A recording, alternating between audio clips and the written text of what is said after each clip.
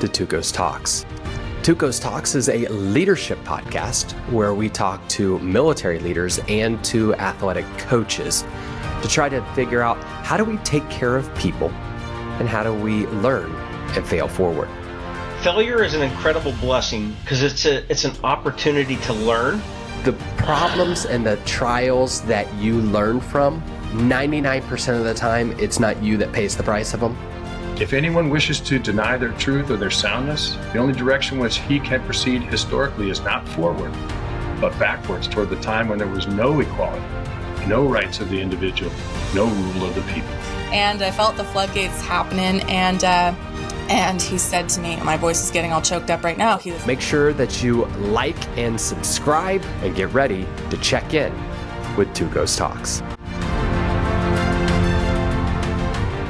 Hello and welcome to TUC0's Talks. Today is another day of interviews. This time I have Coach Daniels with me. I am excited, one, just to be able to talk to Coach Daniels and to pull from his memories and his thoughts. But two, it's been a while since we had a time to just sit back and have a conversation and talk. Yeah, thank you. Thank you for having me. I appreciate it.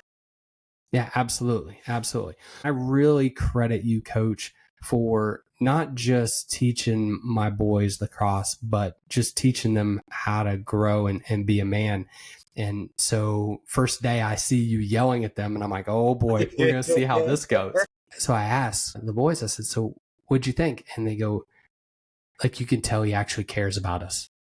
And I thought that was so huge because it was a statement. They had just met you, you're yelling at them, but they knew instantaneously that, man, you care. That's a huge trait. And one of the reasons I wanted you on here just to talk about all those things. But before we do that, why don't you give us a brief history of who you are, where you came from, and how you got into lacrosse? Okay. Thank you. Thank you for having me again. My name's Aaron Daniels. Basically, how I actually started was I was walking in the halls in 8th grade, and after football season, not really doing anything, and one of the coaches, it was lacrosse season, one of the coaches just walking around said, Daniels, what you doing? I was like, nothing. And he was like, you want to play lacrosse? I was like, sure, not a problem. So it kind of started off from there. But even before then, my brother and his best friend, Sylvester Patterson, Stephen Daniels, they played lacrosse in Wyandanch. And there was a gentleman named Raymond Mills. He went to Hofstra. He coached at West Islip. He coached at Wyandanch. And he used to have little youth clinics. And that's kind of how I kind of started out. First time picking up a stick was at Wyandanch High School. And then from there in 8th grade, I picked it up. And then from there, it just kind of grew. It's really a community. And I had fun the whole time doing it. I was a multi-sport athlete. I played football, basketball, and lacrosse kind of just came along. And it's kind of true. Once you pick up a lacrosse stick, you kind of don't put it down. So, and from there, high school, college, and now coaching. That's all. Okay, so where'd you go to college? I started off at Nassau Community College. From there, Coach Richard Speckman and George Powers, two great coaches, Hall of Fame coaches, played there, learned a lot from them. One was gracious enough to win 2 national championships there. And from there, I earned a scholarship to Long Island University, CW Post, which finished off my career there, which is actually pretty good. Each year of my college career, I played in the national championship game. So a lot of experience. I can't complain. It's a great career. I won 2, I lost 2, you know? That's awesome. And I asked that, one, so people recognize the accent, know where you're from. And then also, two, was able to go to Long Island Post and see some play there. Both the twins got to play there in the tournament last summer. And my oldest son, when he was playing for a team up in Boston, he was there. And so all 3 of my boys were able to play in that field. Oh, that's nice. Pretty cool. Yeah, they got turf now. I mean, we had the dirt back then, but, you know. Now, bouncers they did have the turf. But they had that long, bumpy grass out there too. So we got to play in a little bit of both. Horses all around, everything. Let me ask you a question. So obviously you grew up playing the game. So why did you want to be a coach? It's actually just really a coincidence, to be honest. First off, when I was in high school, my mom kind of always said, Ron, you're going to be a coach. you're going to be a coach. I never really thought about it. You're young. You don't really think about that stuff like that. But as you get older, you circle back and you see, your parents kind of had an idea of what you should be doing. And I'm actually doing it now. But really, I moved down to Georgia from New York. Me and my wife, we got married. We're looking to just start the family and buy a house. I was working and I moved down here, and within a month, basically my job closed down. It was rough then. My buddy called me, Pat Campbell, and he was asking, he was like, Daniels, what are you doing? I was like, nothing, just chilling. He's like, Junior Raiders, Sandy Springs. He goes, you want to coach these kids? I'm like, I ain't doing nothing. Why not? And then, to be honest, it really just took it from there. So everything from the childhood and everything I learned between all my coaches and everything really just started to shine once I started coaching kids. So from there, it just picked up. From there, I went to Surge, rec ball, then Surge to C2C, and then that started the travel ball. So I was never blessed to play travel ball when I was young. But being on Long Island, all you got to do is really play, and the talent's there. So you get better. But I was blessed to get introduced to travel ball, and that's kind of how it started. That's awesome. No, that's really cool. I do find it interesting that your mom spoke that, and she that did. just, she spoke it into existence. She knew. Rest in peace. She knew. Yes. That's awesome. Good. I think anytime you go take on the coaching role, you start thinking about, all right, who do I want to be and who do I not want to be? So to avoid the negative here, let's think about one or two coaches that you just sort of look as a mentor and say, man, I want to be like that. And I don't need the names. If you want to throw the names, great, fantastic. But really, the characteristics. I'm gonna shout out my boy, my coach Anthony Cassio, Hills West. I would say when I was in high school, I tell the kids now I wasn't a role model. I would say, you know what I mean. So I was a knucklehead, and I used to do stupid stuff all the time. And this one coach my senior year would actually take the time, right? Let's say I was acting out in practice or something, sit me down and actually talk to me. And I just remember one day after practice, I didn't have a ride home. He was gracious enough to take me home that day. And I just remember, because in high school, I started young. I had a son in high school. And I just remember him saying on the way home, Aaron, and we just had a nice talk. And he was like, just don't be a statistic. And I didn't really know what that meant. And he kind of explained it. And once he explained it, from there, I could kind of say my thinking towards maybe going to college and doing other things. I mean, I was a football star. You think you're going to get everything, but, the grades ain't there. You ain't going nowhere. Right. So, which leads off to me going to Nassau Community College and kind of just really growing from there. Buckled down my schoolwork and just mental parts of life, and got a scholarship. So that was a great ride home, I would say. So yeah, so that helped. That's awesome. So what do you think it is that you look back on now and say, all right, this is what he would be proud of that I do now? Like, what is it about you that those characteristics that you're seeing that you're like, all right, I'm actually doing some of those? Actually, I'll give you an example with your son. If you recall, there was one tournament where one of our kids had a couple of issues that tournament, and I just remember after the game, his head was down, and I walked over and I said, "Yo, Jackson, Legacy, come here." And I say, hey, go put your arm around him, go talk to him, go cheer him up, and make sure his spirit's up, because we're gonna need him. And sure enough, they no questions asked, walked over, talked to him. I would say the rest of the weekend was pretty good. He even had a couple behind the back goals. I mean, it was good to see. So just that brotherhood, and just helping your fellow brother out. So I would say that's a good example. Yeah, no, and I think that you have that ability to get on people when they need to, but you can read the room. Like, you sort of know where people are and what they need to be successful. And I think that's actually the number one thing a positive coach needs, is to be able to know when to push and then when to get people to put their arm around them. So, And whether you're pushing or not, it's got to be with love, because the kids, like you said, the kids know. The kids know. Oh, yeah. It's funny because, like, and you were talking about being a knucklehead in high school. Like, we got in fights all the time. Like, we got in trouble. Like, that was just the nature of growing up in the age that we grew up in, right? They don't do that anymore. But the one thing that's consistent is, man, they know. They know if a teacher cares. They know if a coach cares. They know if people are just out there to yell or about themselves and things like that. But you're absolutely right, man. That has not changed at all. No, it hasn't. It hasn't. That's why I call it a brotherhood. Lacrosse is a brotherhood.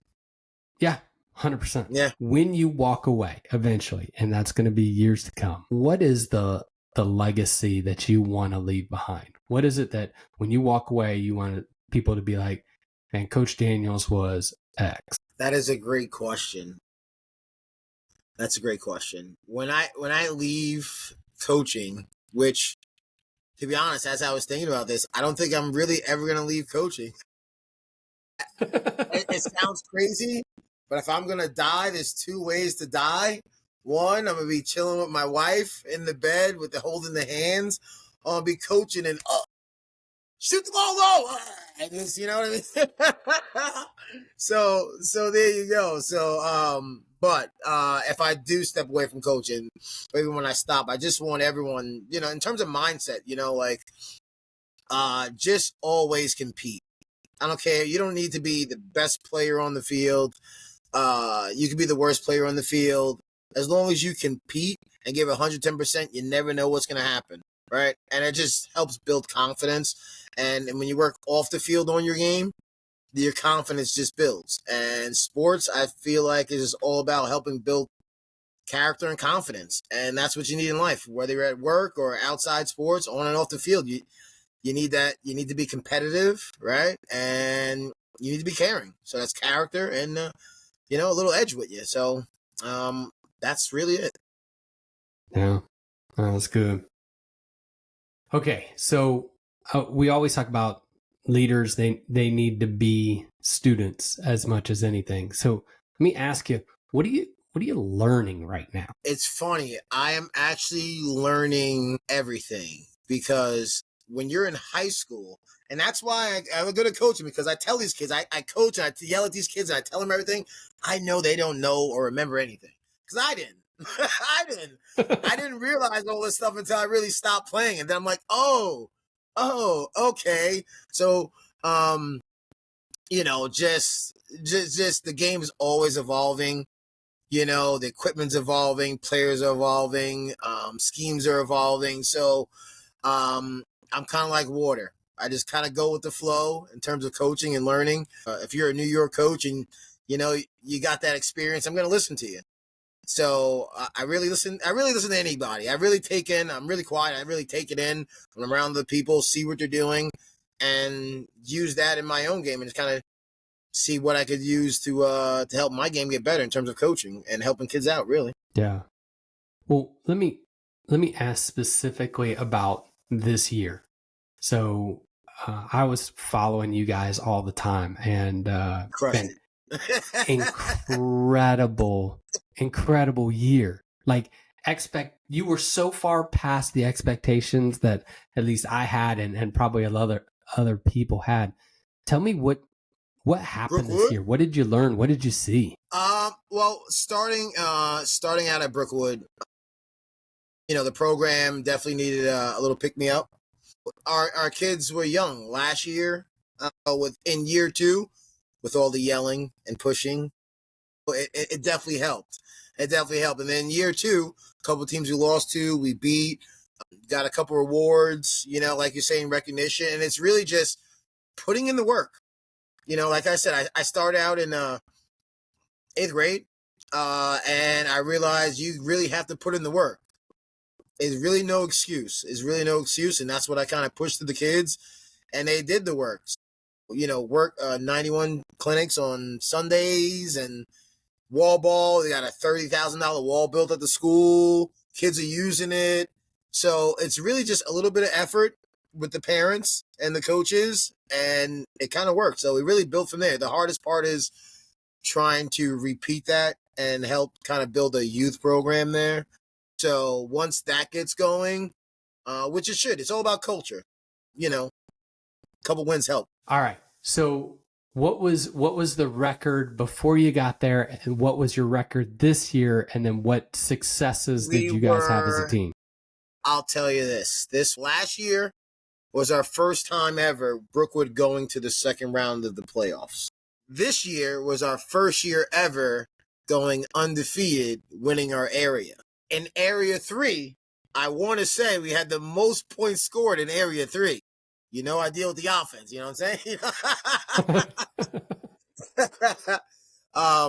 So just overall mindset. I mean, catching the ball when you have to in crunch time, dropping it. There's no excuses. You got to do it. And it was just putting your head down and working. Hard work paid off. That's all. That is awesome. All right. So you're also doing travel ball, Team 91. You're doing, what year are you doing this year? I'm actually the 2027s. Okay, 2027. Rocking out, yeah. That's a big year. It's a big recruiting year. Yeah. Coaches are watching now. Seriously, because September for the 2027s, that's coach is actually able to talk to you. Hello, how you doing? Hey, coach. Yeah, it's yeah, it's on. It's on. Yeah. How do you prepare the kids for that type of environment? It's funny you say that, because when I was coaching, your kids are already ready for it. They already know polos, because I've been coaching for a while, dinners, polos, and all the film and everything. So when I joined this team in the fall, I get them ready. I like to get kids ready for the next year. We're going to play and have fun, but you really need to get ready for the next year. So I'll give you an example. All our boys, when we go out to dinners during the travel, it's polos or shirt and ties. You never know who's going to be next to you, right? You never know, you know, and you kind of act a little different when you have a polo on or a shirt and tie. So I know it's fun, but it's a business trip. You know, I tell these kids, you have this summer to grab someone's attention. You know what I mean? So you never know. You could be on the flight. You need to have your polo on. You never know who's going to be around you, you know? So it just goes with the character, building character. And that's what I tell them. No, that's good. Okay. So I love that, because that translates to business and a million different things. But let me to everything, right? In life, when you go to an interview, put on your tie. You don't know what to wear to the interview, put on your tie. Right. And I remember my dad, oh my goodness. So he told me to show up in a suit and tie when I was going to Sanford University for my official visit. I show up in a suit and tie. No one else had a suit and tie. No one else had a suit and tie. No one else. 3 years into, so I guess I was going into my junior year of college, and we're going to go to a movie. And one of the coaches yells out, "Hey, Chris, you don't need to wear a suit or tie and anything." And all the other coaches laughed. Yeah, that means they knew you, baby. It clicked to me that it made so much of an impression on them that they remembered that years later that I showed up in a shirt and tie. And if you're going to fail that you are overdressed and overqualified and you are so ready for things. Hands down. So it's funny because I did it for the playoff game. I'm not sure if I'm going to do it next year, but game days are shirt and ties. Oh, in high school, I had to wear a shirt and tie. When we traveled in college, I had to wear a shirt and tie. So if I had to do it, they got to do it. Oh, that's fantastic. I love that. Well, okay, so that's off the field. How do you prepare them on the field? Like they've got to be feeling the pressure, right? Especially when they're playing in front of college coaches. How do you coach them to just sort of even? I feel like all coaches in college want to, once they get you in their system, they're going to coach you how they want with the X's and O's. You just have to be fundamentally sound. You got to pick up the ground ball. You got to have some effort. You got to communicate, and you got to hustle. All those things college coaches want. Now, if you're 6'4" and 6'5", that's going to help. But if not, is your IQ high? You know, are you hustling? Are you communicating? All those things. You don't have to be athletic to do. You just got to do it. And in lacrosse, you can be the biggest guy, the smallest guy. You put the wall ball in and you put the practice in, and it shows. The work shows on the field. Like coaches played before. I know what kids have done. When I see you shooting, I know you put in work in your backyard. When I see you doing that move and it looks crisp, I know you put in that work in the backyard. Yeah. Those intangibles that not just build you on the field, but build you off the field. And that leads back to that character. Yeah. Love that. Yeah. Well, let me pass this back to you and say, you know, the listeners here, they're younger, they're trying to figure out how to lead. Like, what advice do you have for them on what they need to be doing to improve their game? Let's see. Improve their game. I would say there is always someone working when you are sitting watching TV. Doesn't matter what sport you're on. Doesn't matter what you're doing. When you're sitting down, there's someone else that's hungrier than you, and you got to be ready. When you meet them, you got to be just as hungry and just as prepared. Yeah, that's a tough one, right? Because I'm always super competitive, and having that in the back of the mind that somebody else is out working when you're taking a break. I was that kid. I was out there. I started out. I see everyone doing behind the backs and everything like that. I had no idea how to do this stuff, so. What did I do? Before I went to my friend's house, I hit the wall, you know? You got to just put in the work. Put in the work and it'll show. Let me ask a completely 100% selfish question here. So my oldest son, Elijah, he's just about to graduate. He wants to get into college coaching for lacrosse. He coached a team at Auburn University, their club team. So what advice do you have for him and other people that are wanting to get into coaching? Like, what do they need to do right when leaving college? You have to care about the kid you're coaching. You can't just tell them, hey, run there, do this, do that. It's really not going to work. Sports is really, I mean, lacrosse, you're not making $100 million. You know what I'm saying? Playing lacrosse. Even though hopefully it gets there, but you know, it's really about, like I said, what is he doing after he leaves here? And are you building that guy up for after he leaves here? Playing time, off the field, it doesn't matter. It's just head down, hard work, and it's going to pay off. Yeah. That's good. Let me ask you a personal question then. It's going to be Team 91, 2027's. What do you think is your biggest challenge? And then when we get off the radio here, I'm going to ask you about how do you deal with parents? Because I'm not going to put you on the spot and ask you about that one. Okay. Well, one, you put me on the spot. All the parents love me. All the parents love me. I guess I'm lucky. I'm lucky. Everyone likes me. I got the smile.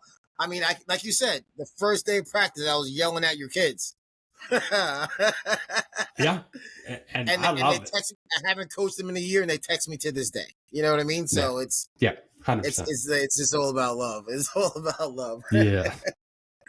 What do you think your biggest challenge this year is going to be? And that's biggest a wide open question.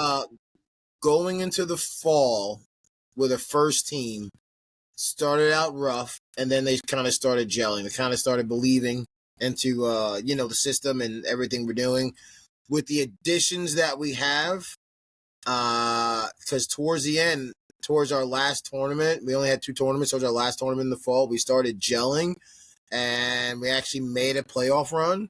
And I feel like with the additions that we added, I mean, our first weekend of practice was last weekend, smooth, no yelling. I mean, I make them run just to make them run because it's lacrosse, but I mean, it was pretty smooth. So I think we have the bodies. I have the talent. I mean, Georgia's kind of on the map now with the talent. Yeah. So I'm looking to I don't curse. I'm looking to put it on some people. I'm looking to put it on some people this summer. It's gonna be nice. It's gonna be nice. Y'all have some serious talent there, and so I'm excited to see what y'all do this year. Yes. All right. Well, listen, it's amazing how fast it goes by, and I just really, really That was been appreciate 30 minutes. your Okay. time. Gotcha. You got it. You got it. I would like to, before we go, I would like to thank all my, because like I said, it's a brotherhood, and all these people, really without them, there wouldn't have been a Coach Daniels playing lacrosse or anything like that. So all my friends that I played with that, after practice took a half an hour out of their way to take me home.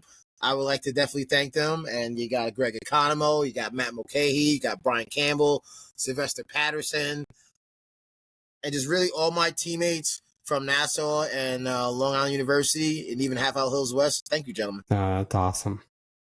Coach, you're absolutely crushing it. Congrats on an amazing year.